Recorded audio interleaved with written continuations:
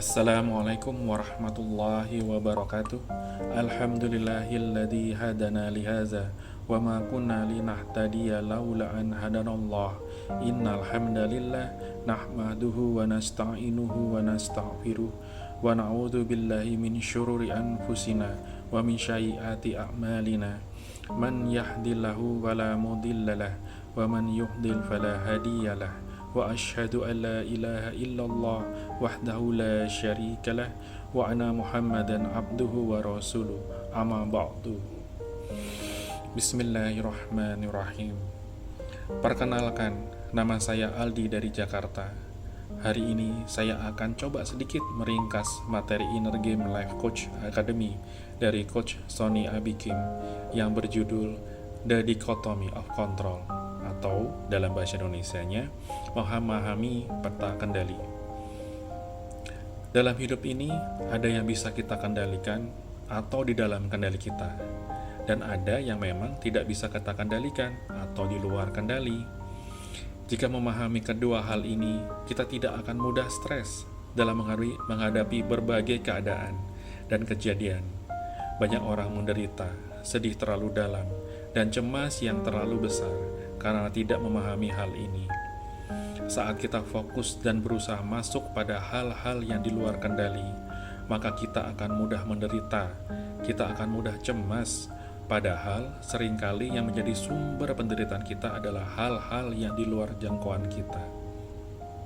Mana yang lebih banyak? Yang ada dalam kendali atau yang di luar kendali? Tentu yang di luar kendali. Dan sebenarnya itu bukan masalah, justru menjadi berkah saat kita mau berserah, seperti halnya cuaca yang ada di luar kendali kita. Saat kita mengutuk dan membenci cuaca, maka bisa saja kita bisa menjadi orang yang betul-betul menderita. Bagaimana tidak? Bagaimana tidak menderita jika kita memaksakan sesuatu yang di luar kendali?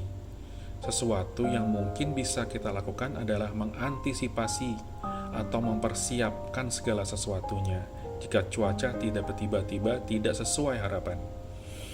Contoh lain misalnya, kemacetan yang mungkin setiap hari kita jumpai, itu di luar atau itu sesuai yang ada di luar kendali kita. Lalu kita bisa apa?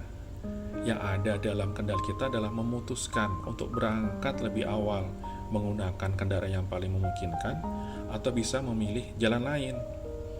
Gak ada yang perlu disesali atas sesuatu yang di luar kendali. Tapi yang perlu kita jadikan bahan muhasabah diri adalah ketika tidak memaksimalkan apa yang ada dalam kendali. Saat sudah datang lebih awal dan masih terjebak macet, ya tidak apa-apa. Terpenting kita sudah memaksimalkan apa yang bisa kita lakukan, dan yakinlah Allah melihat upaya hambanya. Yang akan dimintakan pertanggungjawaban adalah apa-apa yang ada dalam kendali kita, bukan sesuatu yang di luar kendali. Kemudian omongan orang, itu pun di luar kendali.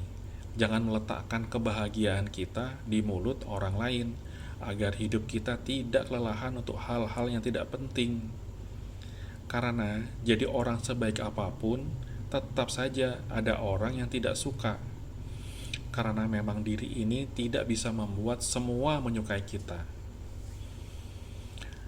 Kata Imam Syafi'i, berharap semua orang menyukaimu adalah harapan yang mustahil. Nabi saja yang begitu sempurna akhlaknya masih ada yang membenci, mencaci, dan menghinanya. Itu Nabi loh, yang sebegitu indah akhlaknya. Apalagi kita yang betul-betul hina dan masih banyak keburukan. Di zaman media sosial, semua orang bisa menyampaikan apa saja dengan jempolnya, bahkan seolah yang paling tahu tentang orang lain yang hanya dilihat dari permukaannya beranda, hingga seakan merasa berhak dengan semua komentar. Surga ada di hitungannya di sisi Allah, yang ada di dalam kendali kita ya mulut, jempol kita sendiri. Kita perlu hati-hati dalam menggunakannya dan bersiap, karena kita juga akan dimintakan pertanggungjawaban atasnya. Kenapa? Karena itu dalam kendali kita. Sekali lagi, sesuatu yang ada di luar kendali itu tidak akan diminta pertanggungjawaban Allah. Jadi, untuk apa kita menghabiskan energi, memikirkan dan mengkhawatirkan sesuatu yang ada di luar kendali kita? Fokuslah terhadap sikap kita dalam merespon setiap keadaan, karena ini yang akan diminta pertanggungjawaban. Contoh lainnya, sikap anak dan pasangan, itu pun di luar kendali kita. Bahkan Nabi sekalipun tidak bisa mengubah dan memberi petunjuk kepada orang-orang yang dicintainya. Upaya yang bisa kita lakukan dan kendalikan adalah dengan memberikan sikap dan teladan yang terbaik. Didik dengan cara terbaik. Tempatkan di lingkungan yang paling baik. Sebagai suami, jadilah sosok terbaik, bijaksana, dan penuh kasih sayang. Sebagai istri, juga seperti itu. Berikan pelayanan yang terbaik buat suami. Tugas kita adalah mengubah apa-apa yang ada dalam diri, sedangkan sikap orang lain pada akhirnya ada di luar kendali kita. Kita serahkan saja pada Allah Subhanahu wa Ta'ala. Nah, orang yang paling bahagia itu orang yang tidak lagi berharap apapun dan dari siapapun, kecuali hanya berharap kepada Allah Subhanahu wa Ta'ala, termasuk dalam hal kesehatan. Pada akhirnya ini di luar kendali. Sebagaimana umur kita, ada yang bisa kita lakukan sampai level tertentu. Apa itu? Menjaga kesehatan makanan, menjaga tidak makan sembarangan, merutinkan olahraga, manajemen stres, memaksimalkan apa yang ada dalam kendali. Tapi pada akhirnya kita harus sadar bahwa kesehatan itu ada di luar kendali. Ada satu keadaan, misalnya tiba-tiba sakit yang penyakitnya bahkan kita sendiri tidak tahu dan mengerti dari mana. Padahal kita sudah menjaga semuanya. Itu di luar kendali. Tidak perlu mengutuk keadaan. Mudah-mudahan dengan berserah, justru rasa sakit itu bisa mereda dan jadi penggugur dosa. Perjuangan kita dalam menjaga kesehatan insya Allah sudah bernilai ibadah di hadapan Allah Subhanahu wa Ta'ala. Jadi tidak akan ada kebaikan yang sia-sia jika kita melihat kayak banyak orang yang sepertinya sudah memaksimalkan hidup sehat, tetapi ternyata usianya lebih pendek dibandingkan orang-orang yang agak sembarangan. Itu bukti bahwa umur itu di luar kendali. Masa lalu kita, masa depan kita, hasil dari ikhtiar kita, itu semua di luar kendali. Serahkan itu semua kepada Allah. Tugas seorang hamba adalah berupaya. Kalau ada di antara kita yang merasa hasil itu ada dalam kendali, berarti kita mewarisi mentalnya Qarun. Seakan-akan kita bisa menentukan hasil dan bisa memastikan hasil. Merasa semua pencapaian karena aku sambil menepuk dada. Lihatlah apa yang terjadi di akhir hidupnya. Saya yakin kita semua tidak mau bernasib sama dengan Qarun. Masa lalu itu sudah di luar kendali. Terima dan jadikan itu pelajaran berharga dalam hidup ini. Banyak orang stres karena dia tidak bisa berdamai dengan masa lalunya. Masa lalu itu sudah lewat dan sudah terjadi. Sudah. Apa kita akan tenggelam dan terbelenggu karenanya? Masa depan juga sama. Kenapa risau dengan masa depan? Bukankah belum tentu ada masa depan buat kita? Persiapkan sebaik mungkin, lalu berserahlah.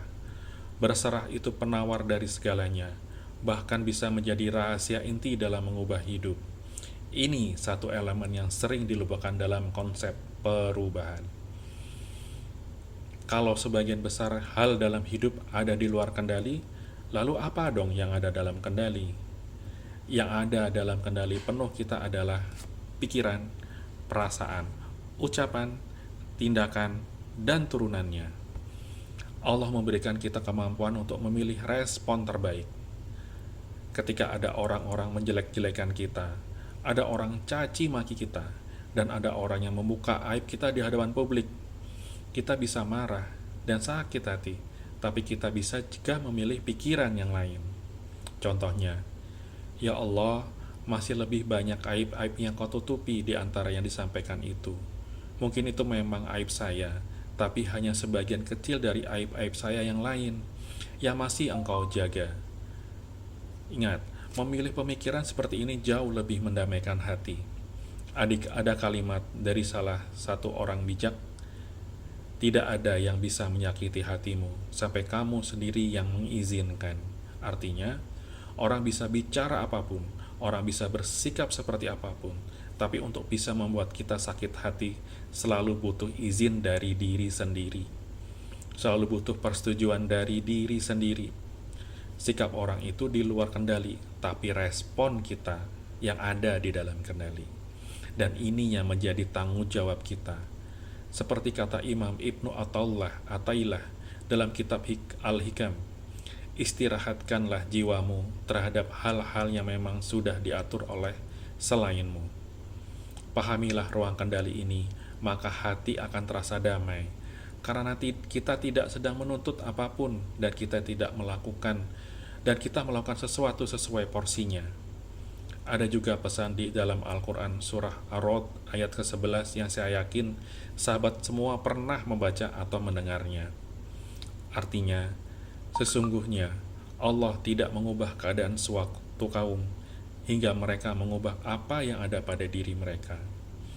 Kalimat dari ayat ini banyak disalahpahami. Seakan-akan dikmanai kitalah yang bisa mengubah nasib.